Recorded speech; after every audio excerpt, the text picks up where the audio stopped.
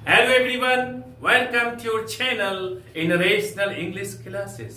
आपका बहुत बहुत स्वागत है रेशनल इंग्लिश क्लासेस में। प्यारे बच्चों, आज हम लोग पढ़ेंगे बेसिक इंग्लिश ग्रामर में प्रोनाउन के बारे में पढ़ेंगे। हम लोग प्रोनाउन किसे कहते हैं, इसके कितने प्रकार होते हैं, इसके बारे में हम लोग पढ़ेंगे। आज मैं बेसिक आपको स्ट्रॉन्ग करके छोड़ूंगा। आज के बाद से प्रोनाउन में कोई कंफ्यूजन नहीं रहेगा बेसिक प्रोनाउन का प्रयोग में। चले हम लोग शुरू करते हैं। Pronoun PRONOUN। प्यारे बच्चों, हम लोग इसके पहले पढ़ चुके हैं पार्ट्स में, स्पीच में कि प्रोनाउन किसे कहते हैं, नाउन किसे कहते हैं, एडजेक्टिव किसे कहते हैं। हम लोग पार्ट्स ऑफ स्पीच में पढ़ चुके हैं। फिर आज हम लोग प्रोनाउन के प्रकार के बारे में पढ़ेंगे। तो प्रोनाउन के बारे में थोड़ा चर्चा कर लेते हैं। प्रोनाउन किसे कहते हैं? तो हम लोग कह सकते हैं ये pronoun is a word which is used in place of a noun is called pronoun. जिस शब्द का प्रयोग नाउन के बदले किया जाए उसे हम लोग प्रोनाउन कहते हैं। याद रहे, जिस शब्द का प्रयोग नाउन के बदले किया जाए उसे प्रोनाउन कहते हैं। जैसे एक उदाहरण के द्वारा हम लोग समझते हैं। Ram is a good boy. He is my friend. He is my friend. यहां हम लोग देखते हैं प्यारे बच्चों, Ram is a good boy, Ram एक अच्छा लड़का है। ही इज माई फ्रेंड, वो मेरा मित्र है। हम लोग यहां पर Ram is a good boy, Ram is my friend कर सकते हैं, लेकिन बार बार राम को अगर प्रयोग करते हैं तो सुनने में थोड़ा भद्दा लगता है। इसलिए हम लोग यहां पर राम के बदले में ही का प्रयोग किए हैं। ही यहां पर क्या है? प्रोनाउन है। ये नाम क्या है? नाउन है। अर्थात जो नाउन के बदले में आए उसे हम लोग प्रोनाउन कहते हैं। तो ही यहां पर प्रोनाउन है। Am I clear? आप समझ गए होंगे। अब प्यारे बच्चों, प्रोनाउन के कितने प्रकार होते हैं इसके बारे में हम लोग पढ़ेंगे। चलिए हम लोग शुरू करते हैं।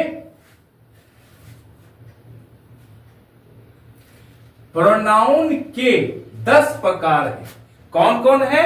हम लोग शुरू करते हैं। Personal pronoun number 1 PERSONAL, personal pronoun. Number 2 में हम लोग पढ़ेंगे indefinite pronoun INDEFINITE, indefinite pronoun. Number 3 में हम लोग पढ़ेंगे प्यारे बच्चों, नंबर 3 में होगा क्या? Demonstrative pronoun DEMONSTRATIVE,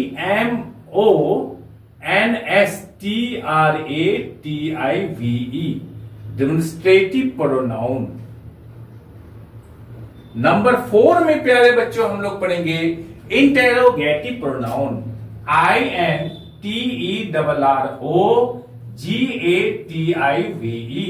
interrogative pronoun. Number 5 में प्यारे बच्चों हम लोग लेंगे क्या है कि relative pronoun RELATIVE, relative pronoun. Number 6 में लेंगे हम लोग reciprocal pronoun RECIPROCAL, reciprocal pronoun. Number 7 में प्यारे बच्चों हम लोग लेंगे reflexive pronoun REFLEXIVE, reflexive pronoun. प्यारे बच्चों नंबर 8 में हम लोग लेंगे इंफेटिक प्रोनाउन EMPHATIC, इंफेटिक प्रोनाउन। नंबर 9 में ले हम लोग प्यारे बच्चों हम लोग लेंगे distributive pronoun DISTRIBUTIVE,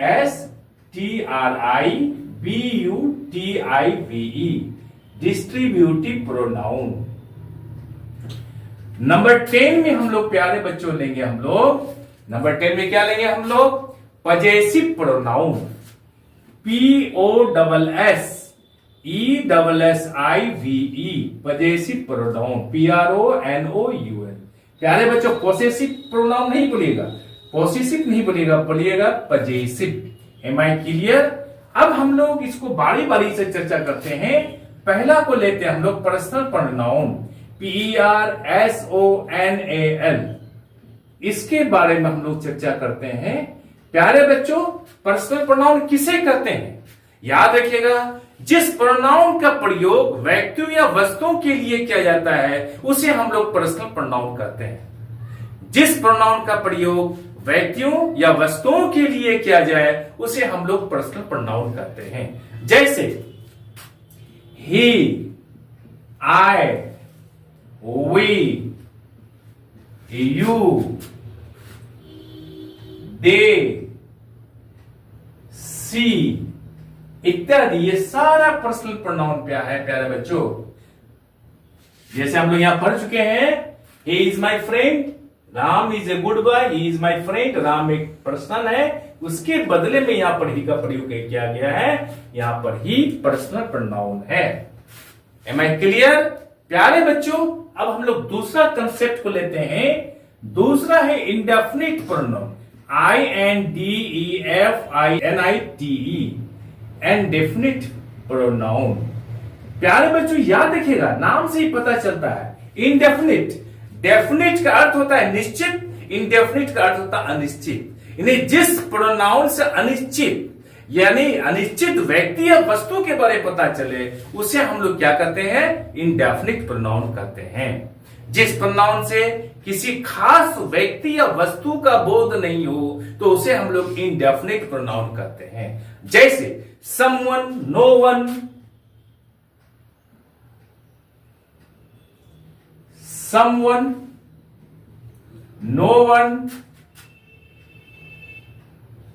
everyone, anyone, somebody, nobody, everybody इत्यादि सारा शब्दों को, इन सारे शब्दों को हम लोग क्या कहेंगे? इंडेफिनिट प्रोनाउन, जिससे किसी खास व्यक्ति या वस्तु के बारे में मालूम नहीं पड़ता। जैसे हम लोग बोलते हैं someone, SOMEONE, someone is coming। इसका अर्थ क्या हुआ? कोई आ रहा है। someone is coming, कोई आ रहा है। कौन आ रहा है ये पता मालूम नहीं है, ये निश्चित नहीं है। someone is coming, कोई आ रहा है। Am I clear? अब हम लोग प्यारे बच्चों हम लोग पढ़ेंगे तीसरा कंसेप्ट हम लोग ये पढ़ेंगे डेमोन्स्ट्रेटिव प्रोनाउन, DEMONSTRATIVE,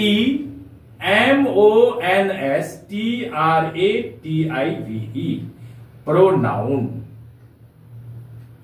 प्यारे बच्चों डेमोन्स्ट्रेट का अर्थ होता है प्रदर्शन करना। Am I clear? यानी जिस प्रोनाउन का प्रयोग प्रदर्शन करने के लिए, बताने के लिए किया जाता है उसे हम लोग डेमोन्स्ट्रेट प्रोनाउन कहते हैं। हम लोग ऐसे भी बोल सकते हैं, जिस प्रोनाउन का प्रयोग व्यक्ति या वस्तुओं को सूचित करने के लिए या फिर बताने के लिए किया जाता है उसे हम लोग डेमोन्स्ट्रेटिव प्रोनाउन कहते हैं। जिस प्रोनाउन का प्रयोग व्यक्तियों को या वस्तुओं को सूचित करने या उसे बताने के लिए किया जाए उसे डेमोन्स्ट्रेटिव प्रोनाउन कहते हैं। जैसे THIS, this, THAT, that, THESE, these, THOSE, those, ये सब सारा डेमोन्स्ट्रेटिव प्रोनाउन है। दिस का प्रयोग नजदीकी वस्तुओं को बताने के लिए किया जाता है। दोज का प्रयोग दूर की वस्तुओं को बताने के लिए किया जाता है। जैसे दिस इज माई बुक, ये मेरी किताब है। ये दिस क्या है? प्रोनाउन है। कौन सा प्रोनाउन है? डेमोन्स्ट्रेटिव प्रोनाउन है। Am I clear? प्यारे बच्चों अब हम लोग चौथा पॉइंट लेते हैं। हम लोग चौथा क्या है? Interrogative pronoun, INTERROGATIVE, interrogative pronoun. प्यारे बच्चों आप नाम से समझ गए होंगे इंट्रोगेटिव प्रोनाउन किसे कहते हैं। जिस प्रोनाउन से प्रश्न पूछा जाए उसे हम लोग इंटरोगेटिव प्रोनाउन कहते हैं।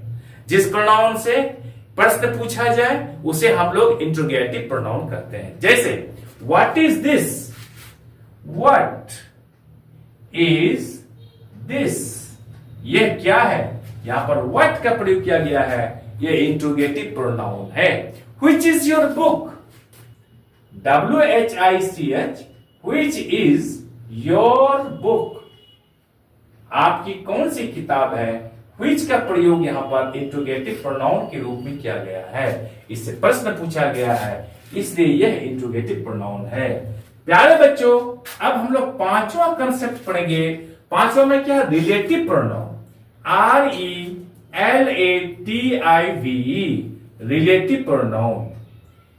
प्यारे बच्चों, रिलेटिव प्रोनाउन किसे कहते हैं, जिस प्रोनाउन का प्रयोग संबंध या रिलेशन को बताने के लिए किया जाता है उसे हम लोग रिलेटिव प्रोनाउन कहते हैं। रिलेटिव प्रोनाउन कौन कौन है, जैसे हम लोग लेते हैं हु, ये रिलेटिव प्रोनाउन, whom, whose, ये क्या है, सब रिलेटिव प्रोनाउन है। which, what, which, what, that, प्यारे बच्चों, एटसेट्रा, ये सारा क्या है, रिलेटिव प्रोनाउन है। जैसे हम लोग एग्जांपल लेते हैं, the boy who is playing, the boy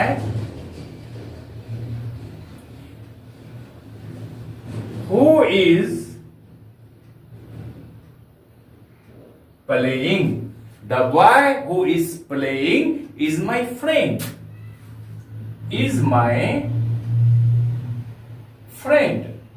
प्यारे बच्चों, इस पॉइंट को अच्छी तरह समझ लीजिए। द बॉय, वह लड़का, हु इज प्लेइंग, जो खेल रहा है, इज माई फ्रेंड, मेरा मित्र है। अब इसको कैसे समझेंगे हम लोग, देखिए, the boy is my friend, वह लड़का मेरा मित्र है। हु इज प्लेइंग, जो खेल रहा है। वहां पर हु का अर्थ यहां पर क्या, कौन नहीं है, हु का प्रयोग यहां पर जो के अर्थ में किया गया है, और ये क्या गया, रिलेटिव प्रोनाउन के रूप में किया गया है। ये दो सेंटेंस को बता रहा है। कौन कौन सेंटेंस को, the boy is my friend एक सेंटेंस हो गया, हु इज प्लेइंग दूसरा सेंटेंस हो गया। ये दोनों सेंटेंस को जोड़ता है हु का अर्थ यहां पर जो, द बॉय वह लड़का, हु इज प्लेइंग जो खेल रहा है, इज माई फ्रेंड वो मेरा मित्र है। प्यारे बच्चों, जब हम लोग रिलेटिव प्रोनाउन का प्रयोग के बारे में पढ़ेंगे तब हम लोग स्पष्ट रूप से सारा वर्ड्स का प्रयोग समझेंगे। चले हम लोग पढ़ते हैं छठा पॉइंट में। छठा में क्या है, हम लोग reciprocal pronoun, RECIPROCAL pronoun, PRO, reciprocal pronoun. Reciprocal pronoun किसे कहते हैं प्यारे बच्चों, जिस प्रोनाउन का प्रयोग पारस्परिक संबंध को बताने के लिए किया जाता है उसे रेसिप्रोकल प्रोनाउन कहते हैं। फिर सुनिएगा, जिस प्रोनाउन का प्रयोग पारस्परिक संबंध को बताने के लिए किया जाता है उसे रेसिप्रोकल प्रोनाउन कहते हैं। याद रखिएगा, ईच अदर तथा वन अनदर को रेसिप्रोकल प्रोनाउन कहा जाता है। ईच अदर, EACH, अदर, तथा one another, ONEANOTHER, each other तथा वन अनदर का प्रयोग रेसिप्रोकल प्रोनाउन के रूप में किया जाता है। जैसे the two friends love each other, the two friends love each other, the three sisters love one another, the three sisters love one another। प्यारे बच्चों, यहां पर ईच अदर तथा वन अनदर का प्रयोग रेसिप्रोकल प्रोनाउन के रूप में किया गया है। द टू फ्रेंड्स, दोनों मित्र क्या लव ईच अदर, एक दूसरे को प्यार करते हैं। द थ्री सिस्टर्स, तीन बहनें क्या करती है, लव वन अनदर, एक दूसरे को प्यार करती हैं। प्यारे बच्चों याद रखिएगा, वन एनदर का प्रयोग सदा दो से अधिक प्रोनाउन के लिए किया जाता है। Am I clear? चले हम लोग रिफ्लेक्सिव प्रोनाउन 7वां पॉइंट को पढ़ते हैं हम लोग। REFLEXIVE pronoun PRONOUN reflexive pronoun. प्यारे बच्चों रिफ्लेक्सिव प्रोनाउन किसे कहते हैं हम लोग समझ लेते हैं। जब काम करने का असर खुद कर्ता पर अर्थात सब्जेक्ट पर पड़े तो उसे रिफ्लेक्सिव प्रोनाउन कहते हैं। जब काम करने का असर स्वयं खुद कर्ता पर पड़े सब्जेक्ट पर पड़े उसे हम लोग रिफ्लेक्सिव प्रोनाउन कहते हैं। जैसे my self, ourselves,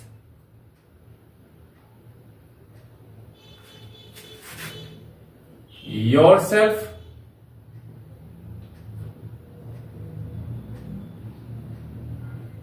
themselves,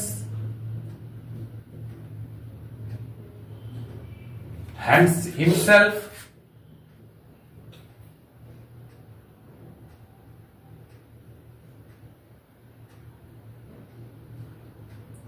herself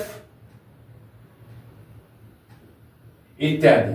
ये सारा रिफ्लेक्सिव प्रोनाउन है। इसको हम लोग क्या कहेंगे? रिफ्लेक्सिव प्रोनाउन कहेंगे। जब काम करने का असर खुद कर्ता पर पड़े उसे हम लोग रिफ्लेक्सिव प्रोनाउन कहते हैं। अब हम लोग एग्जाम्पल के द्वारा समझते हैं हम लोग। आई do my work myself, I do my work my self, मैं स्वयं काम करता हूं। आई डू माई वर्क, मैं अपना काम करता हूं, अर्थात मैं अपना काम स्वयं करता हूं। मैं अपना काम, अर्थ में ध्यान दीजिएगा, मैं अपना काम स्वयं करता हूं। I do my work myself. समझ गए? I wash my clothes myself, I wash my clothes myself. प्यारे बच्चों ध्यान दीजिएगा, अगर ये सिंगुलर है जैसे योर सेल्फ, माई सेल्फ, तो जब सिंगुलर हो तो यहां पर SELF का प्रयोग करेंगे। जब प्लुरल हो जैसे वी से आवर सेल्फ, दे से देम सेल्फ या देम सेल्फ, तो वहां पर प्लुरल सब्जेक्ट के साथ क्या होगा? SELVES का प्रयोग होगा। याद रखिएगा यहां पर सबके साथ हम लोग सेल्फ का प्रयोग नहीं करेंगे। जो सिंगुलर हो उसके साथ सेल्फ का प्रयोग करेंगे, जो प्लुरल हो उसके साथ सेल्फ का प्रयोग करेंगे। प्यारे बच्चों एक चीज ध्यान देने की जरूरत है, इसमें है बहुत इंपॉर्टेंट है, कभी भी रिफ्लेक्सिव प्रोनाउन का प्रयोग सब्जेक्ट के रूप में नहीं कीजिएगा। लोग अक्सर इसमें भूल करते हैं और प्रयोग कर देते हैं। जैसे बोलते हैं माई सेल्फ इज गोइंग, ये बिल्कुल गलत है। माई सेल्फ इज गोइंग कभी नहीं कीजिएगा, क्योंकि हम जानते हैं कि रिफ्लेक्सिव प्रोनाउन का प्रयोग कभी भी सब्जेक्ट के रूप में नहीं होगा। अगर माई सेल्फ इज गोइंग आप बोलना चाहते हैं तो आपको बोलना होगा I am going, I am going. My self is doing, my self is going कभी नहीं बोलिएगा। योर सेल्फ इज कमिंग कभी नहीं बोलिएगा। Am I clear? अब प्यारे बच्चों हम लोग 8वां कंसेप्ट को हम लोग पढ़ते हैं। 8वां कंसेप्ट क्या है हम लोग पढ़ेंगे? इंफेटिक प्रोनाउन, EMPHATIC PRONOUN, इंफेटिक प्रोनाउन। इसको अच्छी तरह से समझ लीजिए।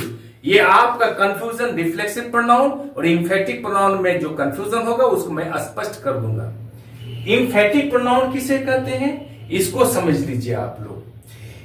रिफ्लेक्सिव प्रोनाउन का प्रयोग जब नाउन या प्रोनाउन पर जोर देने के लिए किया जाता है तो उसे हम लोग इंफेटिक प्रोनाउन कहते हैं।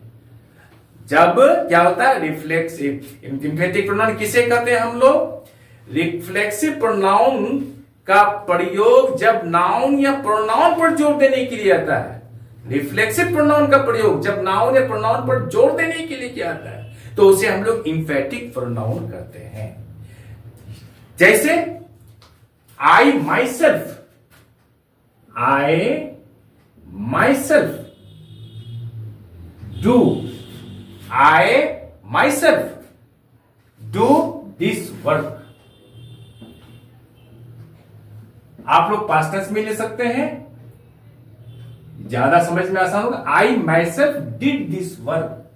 ये क्या होता है? आई यहां पर प्रोनाउन है, इसी पर जोर देने के लिए यहां पर माई सेल्फ का प्रयोग किया है। इसका अर्थ आई माई सेल्फ, मैं स्वयं डिड दिस वर्क, इस काम को किया। समझ गए आप लोग? She herself wrote a letter, she herself wrote a letter, she herself, वो स्वयं, वो खुद एक पत्र लिखी। तो यहां पर सी के बाद हरसेल्फ का प्रयोग किया गया है। यह हरसेल्फ इंफेटिक प्रोनाउन है, जो प्रोनाउन पर जोर देने के लिए किया गया है। Am I clear? अब आप समझ गए होंगे प्यारे बच्चों। अब हम लोग 9वां कंसेप्ट को हम लोग पढ़ते हैं। 9th में क्या है? Distributive pronoun, DISTRIBUTIVE, distributive pronoun. Distributive pronoun किसे कहते हैं, इसको समझना है। जब ईच, आइदर, नाइदर का प्रयोग प्रोनाउन के रूप में होता है तो उसे हम लोग डिस्ट्रीब्यूटिव प्रोनाउन कहते हैं। कौन कौन? Each, EACH each, EITHER either, NEITHER neither. जब इनका प्रयोग प्रोनाउन के रूप में होता है तो यह डिस्ट्रीब्यूटिव प्रोनाउन कहलाता है। समझ गए हम लोग? अब एग्जांपल के द्वारा हम लोग समझेंगे। Each of the boys, EACH, each of the boys is intelligent, INTELLIGENT। दूसरा उदाहरण लेते हैं। Either of the girls, GIRLS, is very laborious, LABORIOUS।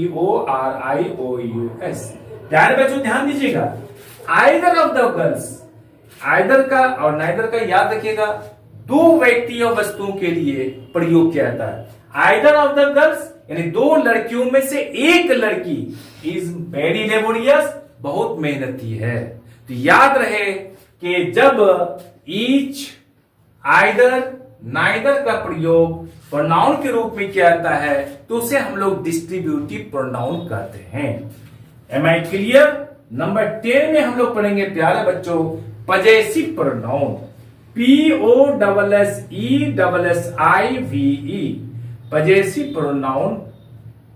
प्यारे बच्चों इसको कभी भी पॉसेसिव नहीं बोलिएगा, POSSESSIV पॉसेसिव नहीं बोलिएगा, इसका उच्चारण होता है पजेसिव प्रोनाउन।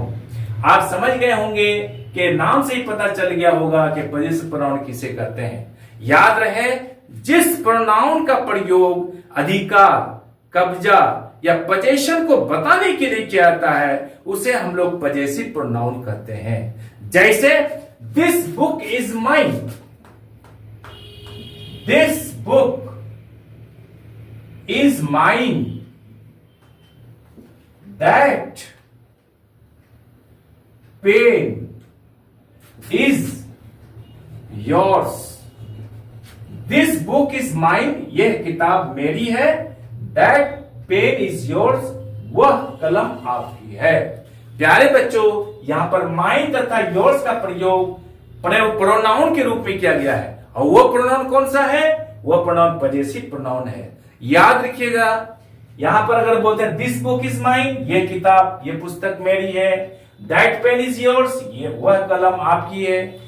अगर हम लोग करेंगे दिस इज माई पेन, ये मेरी कलम है, तो यहां माई का प्रयोग पजेसिव एडजेक्टिव के रूप में हुआ है। तो हम लोग अगले क्लास में पजेसिव प्रोनाउन तथा पजेसिव एडजेक्टिव के डिफरेंस में पढ़ेंगे, डिफरेंस के बारे में पढ़ेंगे, उसका कैसे प्रयोग किया जाता है तथा दोनों में क्या अंतर है। आई एम श्योर कि आज का वीडियो आपको बहुत अच्छा लगा होगा। आप चैनल को लाइक और सब्सक्राइब कर दीजिए तथा बगल वाले बेल आइकन को दबा दीजिए, जिससे कि हर आने वाले वीडियोस का नोटिफिकेशन आपको मिलता रहे। बाय।